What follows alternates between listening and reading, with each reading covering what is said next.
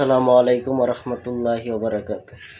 সুপ্রিয় দর্শক, আজকে আপনাদের আমার 2026 সমর বইমেলায় শেষ সময়ে সেই তুমি এক রোমান্টিক উপন্যাসে আপনাদের ভূমিকাটা কেন পড়বেন এই উপন্যাসটা? আসলে শেষ সময় কে?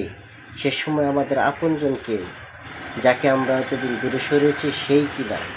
এইসব নিয়ে নানা প্রশ্ন, এইসব নানা প্রশ্নের উত্তর দিবে এই আমার এই উপন্যাসটি আপনার সামনে অবশ্যই কিছুটা পড়ে শোনাচ্ছি।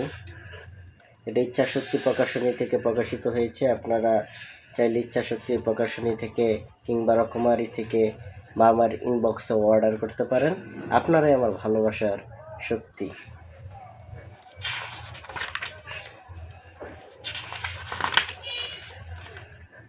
এখানে আইএসবিএন নাম্বারে রয়েছে আন্তর্জাতিক বই প্ল্যাটফর্মের নাম্বার।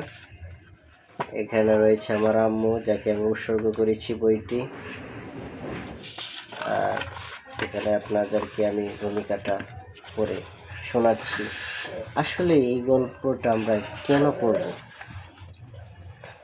মানুষের জীবন এক অনন্ত যাত্রা।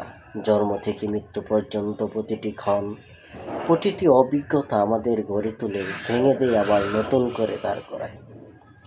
জীবনের এই দীর্ঘ পথে একদিকে যেমন থাকে হাসি, আনন্দ, প্রেম ও স্বপ্নের রঙিন ক্যানভাস, অন্যদিকে তেমনি এসে ভিড় করে দুঃখ, বেদনা, অভাব আর হারানোর কষ্ট। তাই জীবনের আসল নাম সংগ্রাম।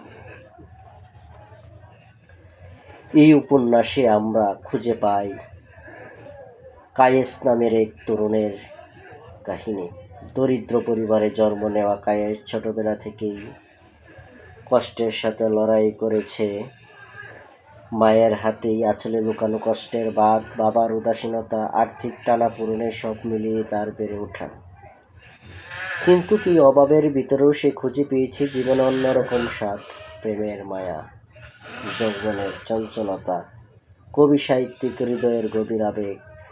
কায়েসের জীবন আসলে প্রতিটি তরুণের প্রতিচ্ছবি। একদিকে দায়িত্ব, পরিবার, সমাজের চক্ষু রাঙানি, অন্যদিকে হৃদয়ের গভীরে জমে থাকা প্রেম আর স্বপ্ন।